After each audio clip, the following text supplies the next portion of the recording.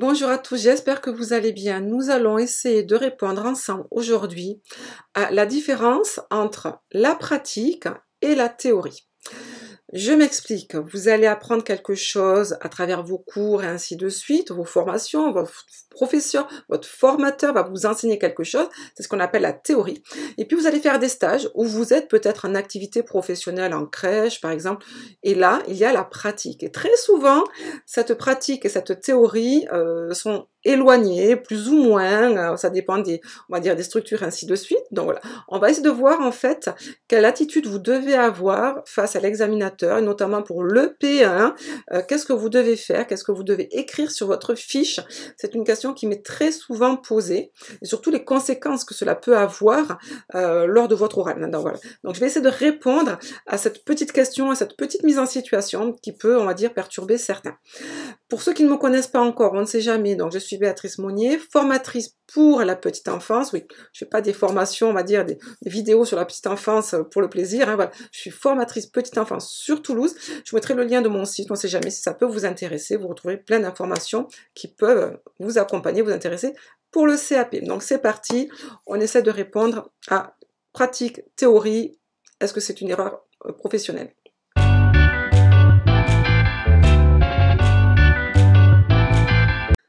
Donc, comme je le disais, que ce soit pour le CAP, que ce soit pour la VAE, aussi à EPE, hein, d'accord, vous avez effectivement, vous êtes censé maîtriser une théorie.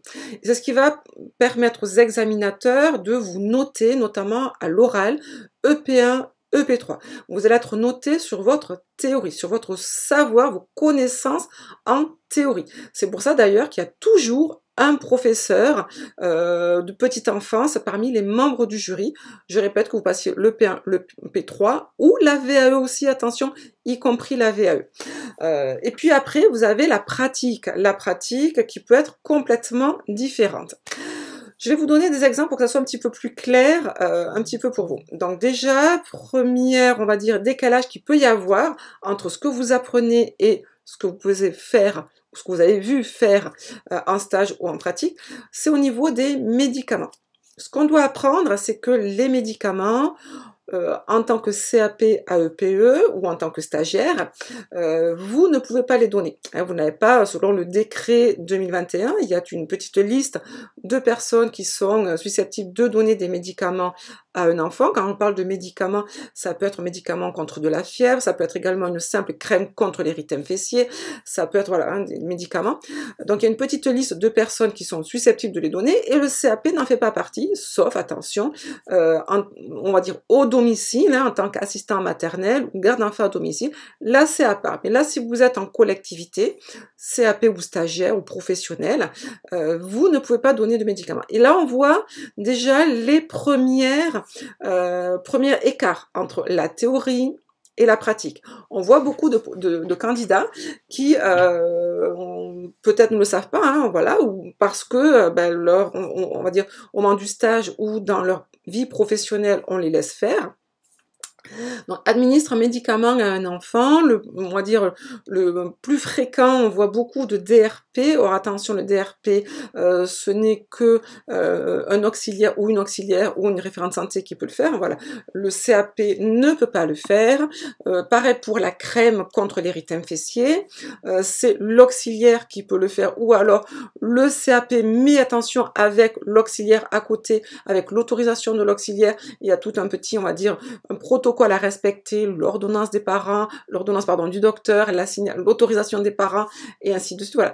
Mais pensez bien comme il faut. On va dire le CAP ne peut absolument aucun administrer aucun médicament, y compris une simple crème contre, on va dire un choc, hein, c'est-à-dire de l'arnica.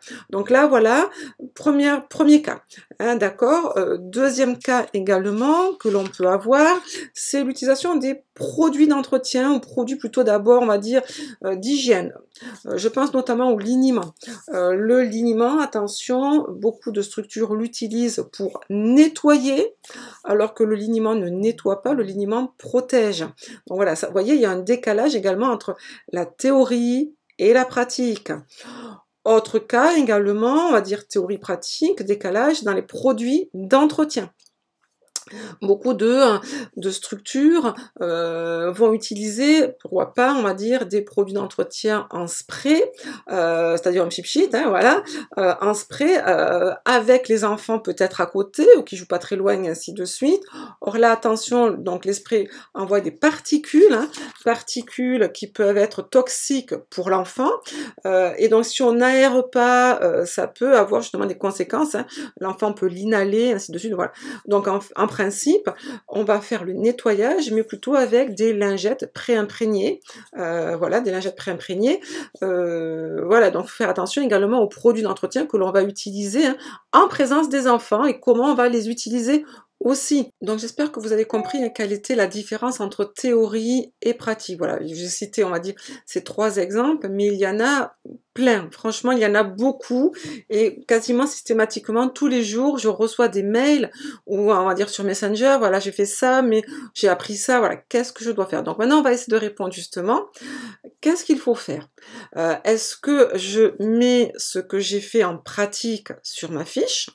Ou est-ce que je mens, entre guillemets, je modifie légèrement pour mettre plutôt la pratique, pour éviter les questions pièges, voilà. Donc, on reprend. Vous allez avoir 2 examinateurs, un examinateur qui est un formateur, un professeur, hein, voilà, un enseignant, qui lui va vous juger sur la théorie. La théorie.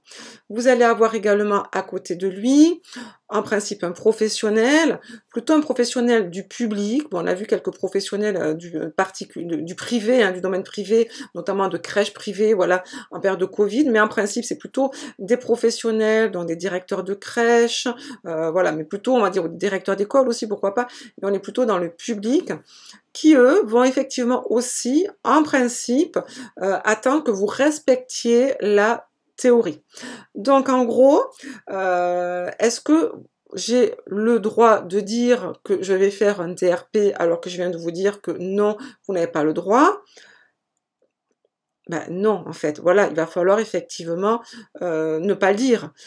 Parce que, et puis, si vous dites, oui, mais j'ai fait un DRP dans la structure où j'ai fait mon stage, par exemple, tous les professionnels, on a fait, on va dire, en période de grippe, de bronchiolite, et on a fait des DRP.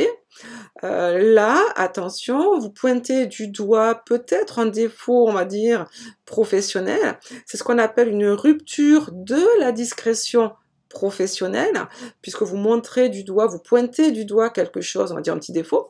Et donc là, ça peut vraiment ne pas plaire, mais pas du tout. Là, par contre, on va dire au 2e membre du jury, qui est donc du coup le professionnel. Et donc là, ça peut être carrément, pour certains examinateurs, bien sûr en fonction de ce que vous aurez dit, hein, forcément, ça peut être carrément éliminatoire, vous allez perdre beaucoup de points. Donc en fait, il faut savoir se taire, hein, se taire pour ne pas être déstabilisé, pour ne pas perdre de points, pour ne pas rompre la discrétion professionnelle, voilà. Il faut savoir se taire ou, malheureusement, rajouter des informations, mentir. C'est malheureux, mais c'est comme ça. Alors, pourquoi, effectivement, vous allez me dire, pourquoi il y a un décalage entre la théorie et la pratique? En principe, il ne devrait pas y avoir de décalage. En principe, je suis pas là justement pour pointer du doigt, pour dire voilà, attention, voilà. En principe, il ne doit pas y avoir de décalage, c'est justement le rôle des PMI, des auxiliaires, de surveiller, voilà. Mais il y a tellement de structures, voilà. Et puis, il y a également le problème peut-être de personnel, de professionnel, un problème de temps, voilà. On n'est pas là en tout cas pour essayer de comprendre pourquoi vous êtes là pour justement, vous savez, vous l'avez sûrement constaté lors de vos stages, si vous avez déjà commencé vos stages, il y a dans certaines structures, je dis pas dans toutes, hein, d'accord, je dis plutôt dans certaines structures, il y a peut-être des petits décalages. Donc moi le conseil que je vous donne c'est attention, il va falloir par exemple si vous avez utilisé du liniment pour nettoyer, moi je vous conseille de dire que vous avez nettoyé l'enfant avec de l'eau, et du savon, pourquoi pas en cas de sel, Et après, à la demande des parents, vous avez, pourquoi pas, appliquer, on va dire, une petite dose de l'uniment pour protéger, pour éviter l'érythème fessier. Voilà. S'il y a un enfant qui a un érythème fessier, ben, à ce moment-là, vous faites le soin, un soin du quotidien classique, en tapotant, et au moment, on va dire, de constater qu'il y a un érythème fessier, vous faites prévenir l'auxiliaire ou la référente santé, qui va venir constater l'état de la peau de l'enfant, et lui ou elle, appliquer une crème en fonction, bien sûr, de l'ordonnance, des recommandations des parents, et ainsi de suite. Voilà. En fait, en gros, il va falloir peut-être se rappeler de la théorie, et surtout devant l'examinateur, ou plutôt les examinateurs, vraiment montrer que vous connaissez la théorie. Et ne surtout jamais pointer du doigt, montrer les défauts de la structure où vous avez fait on va dire, votre stage, où vous travaillez, on ne sait jamais, d'accord? Parce que là, il y a une rupture de la discrétion professionnelle, et c'est comme ça que beaucoup de candidats se font avoir, se font déstabiliser surtout, hein, parce que voilà, vous pouvez être déstabilisé, vous pouvez perdre des points, voilà. Donc, voilà, à vous, hein, donc j'espère que vous avez compris, en tout cas, la différence entre pratique et théorie. Il faut toujours rester sur la théorie devant les examinateurs. Voilà, c'est toujours la base, c'est toujours vraiment ce que les examinateurs vont analyser. C'est la théorie.